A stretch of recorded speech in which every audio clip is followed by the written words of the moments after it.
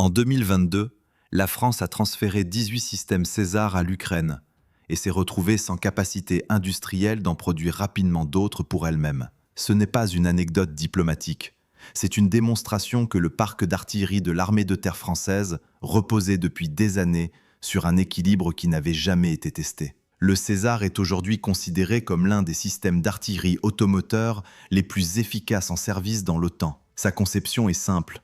Un canon de 155 mm monté sur un camion militaire à haute mobilité. Pas de tourelles blindées lourdes, pas de système d'alimentation automatique complexe. 3 servants, une mise en batterie en moins de 2 minutes, une remise en route aussi rapide. C'est précisément cette simplicité qui en a fait un succès à l'exportation.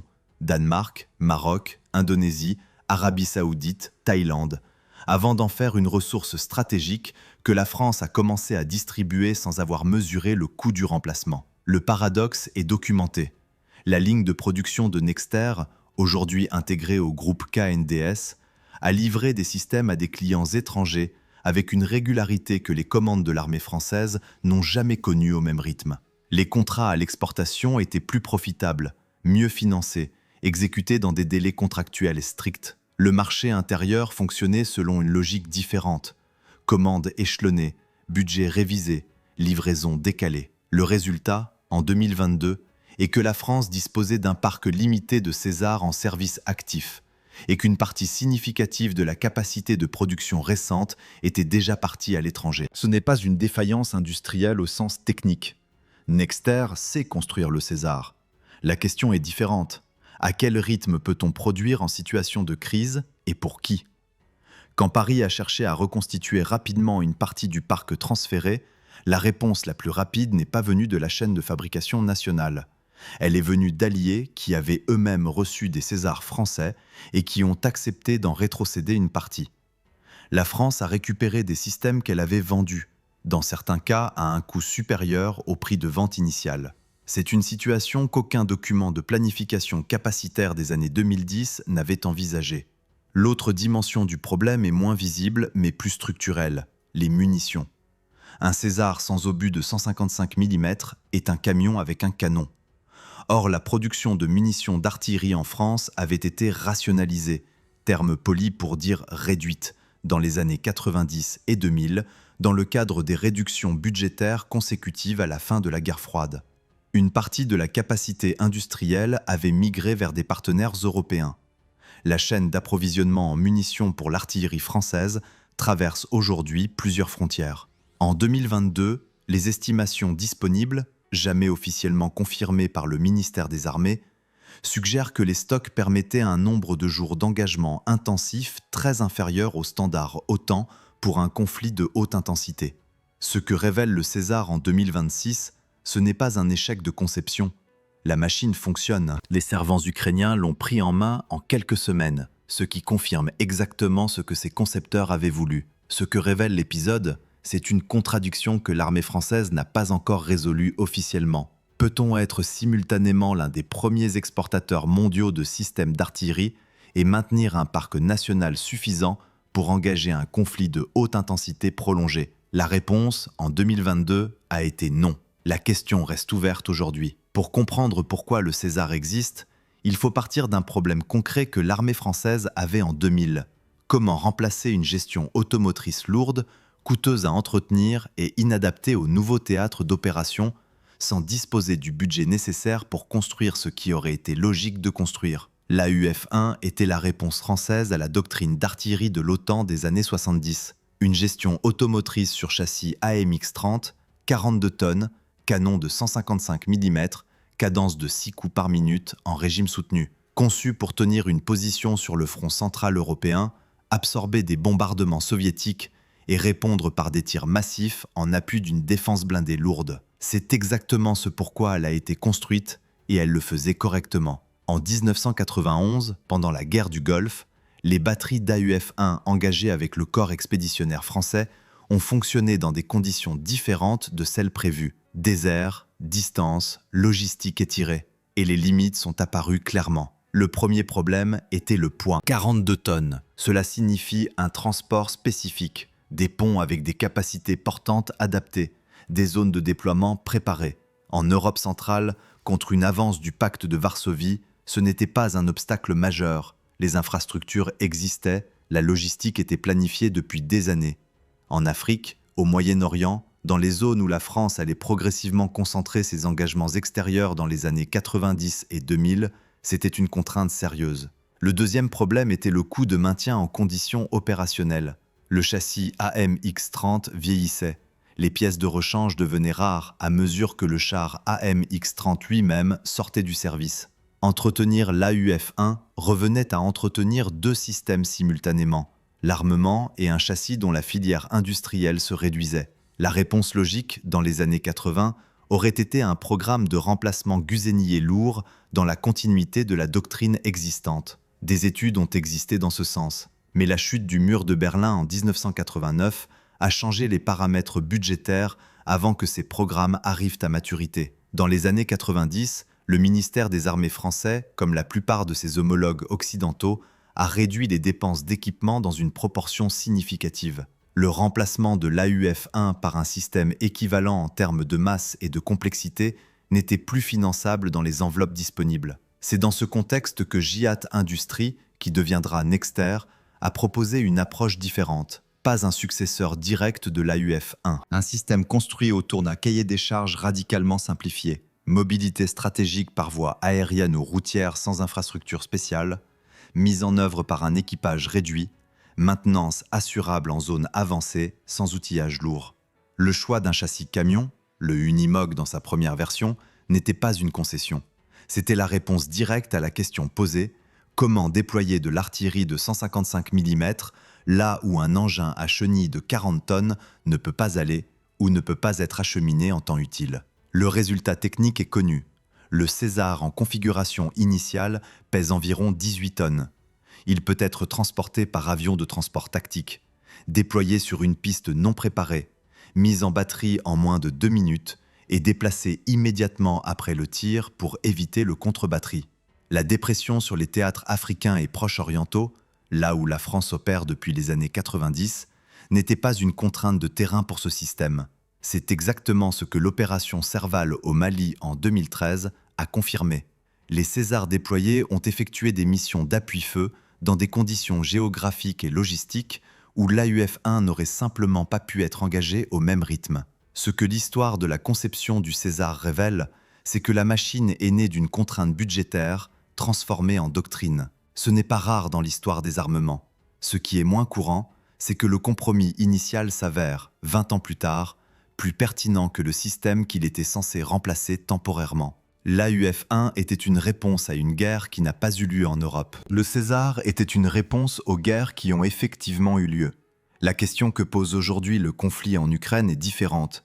Est-ce que le César, conçu pour des opérations extérieures légères, est adapté à un conflit de haute intensité en Europe? Le scénario précisément pour lequel l'AUF-1 avait été construite et que l'on croyait définitivement obsolète. La question pertinente à propos du César n'est pas ce qu'il peut faire sur le papier, c'est ce qu'il peut faire que les autres systèmes comparables ne peuvent pas faire, dans les mêmes conditions, dans le même délai, avec les mêmes contraintes logistiques. C'est sur ce terrain que le système révèle ses caractéristiques réelles et ses limites réelles. La première capacité distinctive du César est la technique dite MRSI, Multiple Rounds Simultaneous Impact. Un César correctement positionné peut tirer plusieurs obus en ajustant à chaque coup l'angle de tir et la charge propulsive, de sorte que des projectiles tirés successivement arrivent sur la même cible au même moment. En pratique, cela signifie qu'une seule pièce peut simuler l'effet de saturation d'une batterie entière sur un point précis pendant une fenêtre de quelques secondes. Ce n'est pas une capacité théorique, elle a été employée en conditions réelles. Ce que cette technique change tactiquement, c'est la relation entre le nombre de tubes engagés et l'effet produit sur l'objectif. Un rapport qui était, depuis la Seconde Guerre mondiale, linéaire. Le deuxième élément distinctif est le cycle tir-déplacement. La mise en batterie du César, de l'arrêt à la capacité de tir, s'effectue en moins de 2 minutes. La remise en route après le dernier tir est du même ordre. Ce n'est pas une performance de démonstration, c'est une donnée opérationnelle qui change la nature du risque pour le servant. L'artillerie moderne fait face à la contre-batterie. Dès qu'une pièce tire, les systèmes adverses de localisation, radar, acoustique, drone, commencent à calculer sa position. Le temps entre le premier tir et l'impact d'une réponse adverse se mesure en minutes. Une pièce qui ne peut pas quitter sa position en moins de 3 à 4 minutes est vulnérable. L'AUF-1 avait besoin de plus de temps. Le Panzerhaubitze 2000 est plus rapide que beaucoup de ses contemporains blindés, mais sa masse, 55 tonnes, contraint les itinéraires de repli. Le César se déplace sur route à 90 km/h. Après un tir, il peut être à 2 km de sa position initiale avant que la réponse adverse arrive. C'est précisément cette capacité qui a été vérifiée en Ukraine à partir de 2022. Les équipages ukrainiens ont rapidement intégré le principe du shoot and scoot, tirer et décrocher, comme mode d'emploi standard. Des témoignages de servants recueillis par des journalistes spécialisés indiquent que la durée moyenne passée en position de tir avant déplacement était inférieure à 3 minutes. Ce n'est pas la conception du César qui l'a rendu efficace dans ce contexte, c'est la cohérence entre sa conception et les exigences d'un environnement où l'artillerie adverse est rapide, précise et omniprésente. La troisième capacité est la portée effective combinée à la précision. Le César tire le standard OTAN de 155 mm, ce qui lui donne accès à l'ensemble des munitions développées pour ce calibre. Avec un obus conventionnel, la portée atteint une quarantaine de kilomètres. Avec des munitions à assistance propulsive ou à guidage terminal, comme l'Excalibur, dont la déviation probable est inférieure à 10 mètres, la portée s'étend et la précision transforme la nature de la mission. Un César avec de l'Excalibur n'est plus un système d'appui indirect de zone. C'est un système de tir de précision à longue distance, utilisable contre des cibles ponctuelles fixes, postes de commandement, dépôts de munitions, nœuds logistiques, sans risque de frappe sur des positions amies proches. Ce que cette combinaison portée, précision, mobilité permet concrètement, c'est une forme d'engagement que la doctrine française des années 80 n'avait pas anticipée. Une seule pièce autonome, intégrée à un réseau de renseignement et de désignation d'objectifs, capable d'agir à distance de sécurité, sans soutien immédiat d'une batterie constituée. Le système A-classe, le système de gestion des tirs d'artillerie en service dans l'armée française, permet d'intégrer le César dans une architecture de coordination interarmes en temps réel. En théorie, un César reçoit une mission de tir, l'exécute et transmet les données de tir effectifs au système central sans intervention manuelle entre les étapes. Ce niveau d'intégration numérique était inexistant dans la conception originale de l'AUF-1. La limite structurelle du système est connue et documentée. Le César en version initiale n'offre pas de protection blindée à l'équipage. La cabine du camion résiste au petit calibre et aux éclats légers, pas à une arme anti-char, pas à un obus proche. C'est un choix assumé de conception. La protection du César est sa mobilité, pas son blindage. Cela signifie que le système ne peut pas opérer dans une zone où l'artillerie adverse peut être engagée par des moyens directs, chars, véhicules blindés, sans couverture d'une autre unité. Ce n'est pas une nouveauté tactique. L'artillerie ne s'est jamais défendue seule.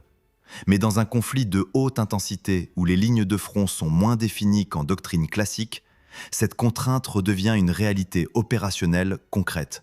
Le César Mark II intègre une protection améliorée de la cabine, ce qui augmente la masse et commence à modifier le profil logistique que la version initiale avait rendu si simple. En mai 2022, 3 mois après le début de l'invasion russe à grande échelle de l'Ukraine, la France annonce le transfert de 18 systèmes César aux forces armées ukrainiennes. La décision est présentée comme un geste fort de soutien militaire. Elle l'est. Elle est aussi simultanément le moment où plusieurs hypothèses sur lesquelles reposait la gestion du parc d'artillerie français depuis une décennie se révèlent fausses en même temps. La première hypothèse était celle du volume suffisant. Le parc de César en service actif dans l'armée de terre française comptait environ 76 systèmes au moment du transfert. Ce chiffre était le résultat d'années de commandes échelonnées, de reports budgétaires et d'une doctrine qui privilégiait la qualité sur la quantité dans le contexte des opérations extérieures françaises. Pour des missions comme Serval au Mali ou Barkhane dans la bande sahélo-saharienne, quelques batteries suffisaient. La logique était cohérente avec les engagements réels. Ce que cette logique n'intégrait pas, c'est qu'un transfert de 18 systèmes à un pays en guerre représentait près d'un quart du parc disponible, et que ce quart ne pouvait pas être reconstitué rapidement. La deuxième hypothèse était celle de la chaîne industrielle disponible. Nexter, intégré depuis lors dans le groupe KNDS, fruit de la fusion franco-allemande avec Krauss-Maffei-Wegmann, maintient une ligne de production pour le César. Mais une ligne de production dimensionnée pour des commandes export régulières n'est pas une ligne de production dimensionnée pour une montée en cadence d'urgence. Les délais d'approvisionnement en composants, les capacités d'usinage, les effectifs formés, tout cela se planifie sur des années, pas sur des semaines. Quand Paris a cherché à reconstituer rapidement une capacité, la réponse industrielle immédiate n'était pas disponible à la hauteur du besoin. C'est dans ce contexte que la France a récupéré des systèmes César auprès d'alliés qui en avaient reçu dans le cadre de contrats export antérieurs.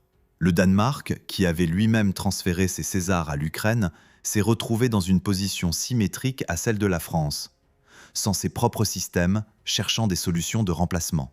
Les négociations entre États pour récupérer ou redistribuer des matériels produits par le même fabricant, parfois à des prix supérieurs aux contrats originaux, illustrent une réalité que les planificateurs capacitaires évitent généralement de formuler explicitement. Dans une crise prolongée, les stocks chez les alliés peuvent devenir un réservoir de substitution, mais seulement si les alliés acceptent de céder et aux conditions qu'ils fixent. La troisième hypothèse touchait aux munitions. La production de munitions de 155 mm en France avait été rationalisée progressivement à partir des années 90, dans le cadre des restructurations industrielles de défense consécutives à la professionnalisation de l'armée française entre 1996 et 2002. La réforme Chirac de 1996, qui a mis fin à la conscription et transformé l'armée française en force professionnelle, a également accéléré une révision profonde des formats et des stocks. Dans ce contexte, maintenir des stocks de munitions d'artillerie dimensionnés pour un conflit de haute intensité en Europe semblait relever d'une époque révolue. Les évaluations disponibles, jamais officiellement publiées par le ministère des Armées, indiquent que les stocks français de 155 mm en 2022 permettaient un engagement intensif mesuré en jours, pas en semaines. C'est en dessous des standards que l'OTAN recommande pour ses membres. Ce que 2022 a révélé, c'est que 3 décisions indépendantes, dimensionnement du parc, capacité industrielle, niveau de stock, avaient été prises selon une même logique implicite. La guerre de haute intensité en Europe n'était plus un scénario de planification prioritaire. Chacune de ces décisions était défendable prise isolément, dans le contexte budgétaire et stratégique des années 2000 et 2010. C'est leur combinaison qui a créé la vulnérabilité. Un parc limité aurait pu être acceptable avec des stocks profonds. Des stocks réduits auraient pu être acceptables avec une industrie capable de monter en cadence rapidement. Une industrie lente aurait pu être acceptable avec un parc suffisamment large pour absorber les pertes. Aucune de ces conditions compensatoires n'était réunie. La loi de programmation militaire 2024-2030, adoptée en 2023, tire explicitement les conséquences de ce diagnostic. Elle prévoit des commandes supplémentaires de César, une augmentation des cadences de production chez KNDS France et un effort sur les stocks de munitions. Les chiffres précis restent en partie confidentiels. Ce qui est public, c'est le principe. La France reconnaît officiellement que ces hypothèses de planification capacitaire de la décennie précédente étaient insuffisantes pour le contexte stratégique actuel.